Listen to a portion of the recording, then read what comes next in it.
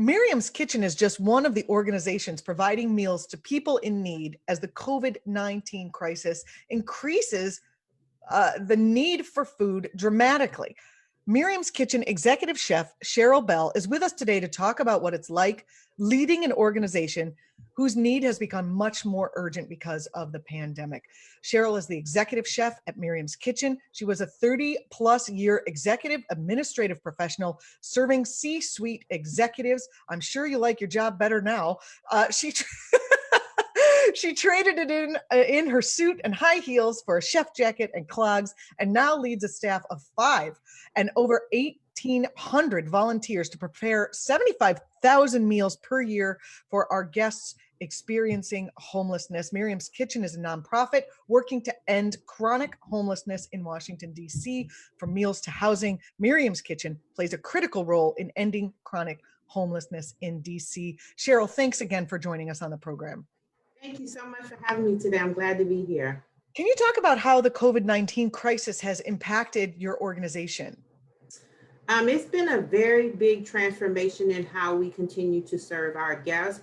We know that the homeless population is some of the most vulnerable in DC, especially with the health conditions and the health challenges that they already have. They become even more vulnerable with the COVID-19 pandemic.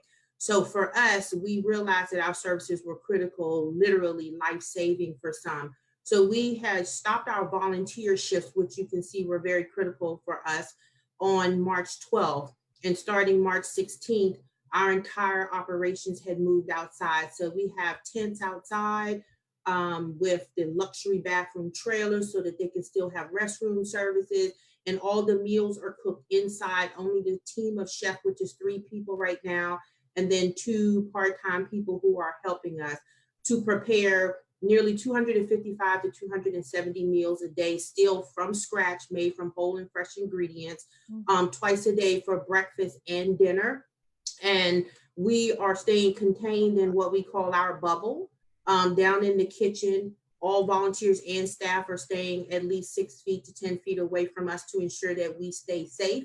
And then we have some outside volunteers who are working the tents along with our case management team to provide case management services on a light touch area for mail, essential clothing needs and things of that matter outside, and keeping that social distancing in place to ensure that everyone is staying healthy as possible. Have you found the homelessness population is increasing because of this pandemic? In some cases, if their landlords are not being amenable to ensuring that, given these times, checks are coming slower. Also, facilities to help get people into housing have also slowed down quite a bit.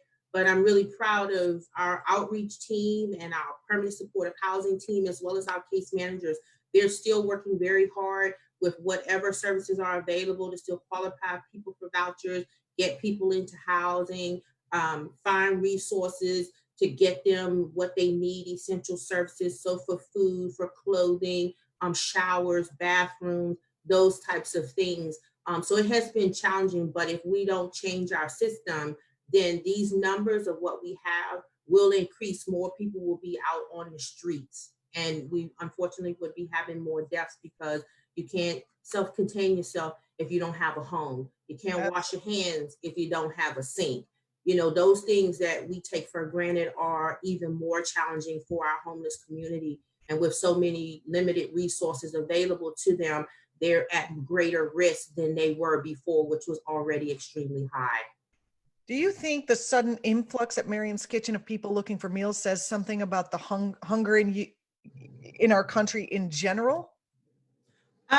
For us, we feed people every day. Our numbers, I think, are a little bit around the same of what we would have. But I think as time continues to go on with this pandemic, resources, people who are unable to work, not having the ability to purchase food or even find food, given that certain grocery stores are closing or have limited access, that there will be an increase in numbers to be able to serve whomever. We're not just here for the homeless population, we are a part of the community and we're here to serve. So if that's the case, we will be put ourselves in a position to support whomever needs support during this time. We're seeing these long lines of people in cars going to food banks across the country. Um, I'd just like to know your comments from someone on the inside of providing that food at this particular time. Anything that you think that the public would need to know or deserves to know or should know? I think the most important thing is make sure that it's essential travel that you're making to the stores. Plan accordingly. Have a couple of key items that you need, and Don't then just go for milk.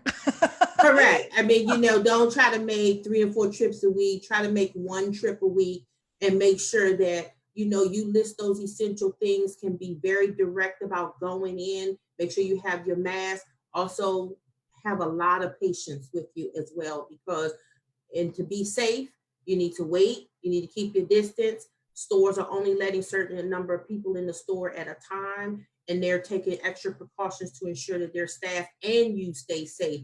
So it would be very helpful if people would maximize the times that they do go out to get groceries or other essentials, and try not to go out every single day to the store, to keep all of the frontline workers safe and healthy to continue to be able to serve them. Cheryl, the populations of people who are food insecure seem to be on the rise and will likely rise. Where does an organization like yours get the food from?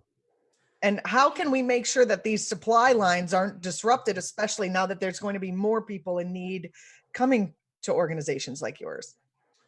Well, we are fortunate, like 90% of the food that we prepare on a regular basis is donated food. So, fortunately for us, most of our partners are still providing us with donated food. But I can say that the Capital Area Food Bank in our area, in coordination with Feeding America, is stepping up the amount of food that they have. They've created distribution areas for areas that are very insecure in food, and ensuring that there are designated spots in those areas to ensure that those that have food insecurity can access food. The food bank is also increasing the amount of things that organizations like ours can get, so that we are in a position to better support those other folks who don't normally come here, to be able to get quality food and meals to support them. Do So you have any we're, support from the federal government or from the local government? no ma'am. Oh, But we have, applied for the small business payroll protection although plan. they're too busy giving that to McDonald's and Ruth's Chris Steakhouse. I don't think they're not giving that to people who need it, as it turns out.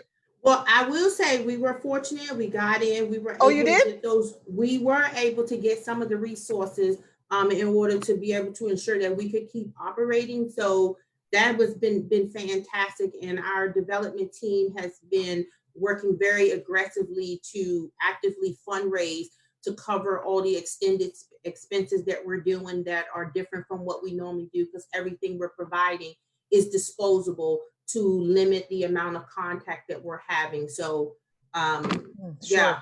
Can you talk about volunteers? It was reported yesterday here in New York City that Meals on Wheels is serving so many more people now, and they have less volunteers because maybe people are frightened to come out of their homes and do the volunteer work. But can you talk about the volunteers that you have? And I mean, they're heroic measures to come out and help the population. Yes, we have, like I said, specific volunteers that are just working in the kitchen, and specific ones that can only work outside. So for the inside, I would say we probably have about 20 volunteers who have been approved to work in the kitchen. And then I think we have a database of maybe about 50 or so to work outside. So we usually have 2 in the kitchen per shift, and then 2 to 3 outside working to handle the meals. Fortunately, I mean, we're taking every precaution. Everybody has to wear masks. They have to have gloves. We take temperatures when they arrive for their shifts before they start working, to ensure that they are safe and that we are safe. But a lot of them have a lot of awareness. Some of them work for NIH, working from home. And so the people that we have are very familiar with the protocol, and taking the specific steps. And so we've been very fortunate. They've been dedicated. They've been following the guidelines that we have asked them to do, because we have them self-assessing themselves before they even come to us, to ensure we can continue to serve. So what would you say to people who would like to serve their community more these days, given this situation? I would say there's two things. Check out the places that are. I would say for us, monetary donations are the most effective. That way, we're allowed to use them in whichever capacity that we need them. Like as we're preparing for it to get warm outside, we're thinking about those conditions. But we're doing all to go boxes, package things.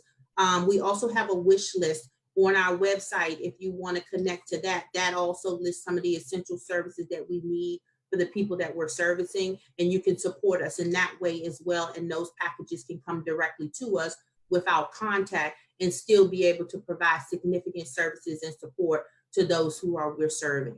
We're speaking with Cheryl Bell. She is the executive chef of Miriam's Kitchen, formerly a 30-plus year executive administration professional serving C-suite executives. Do you like this job better?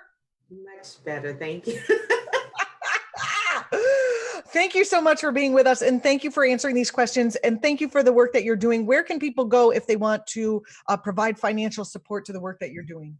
They can go to miriamskitchen.org, our website, and donate there, or you can click on the Amazon wish list and check there. We're also on Twitter and Facebook under Miriam's Kitchen. Who is Miriam?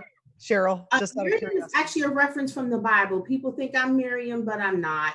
It's a reference from the Bible, but that's where it comes from. Well, that's nice. Yes, you serve. Thank you so much. I really appreciate you being here with us today. Thank you so much. Thank you. You have a great day. You too. You're watching ACT TV. If you're watching on YouTube, please subscribe. We bring you interviews and talk all the time.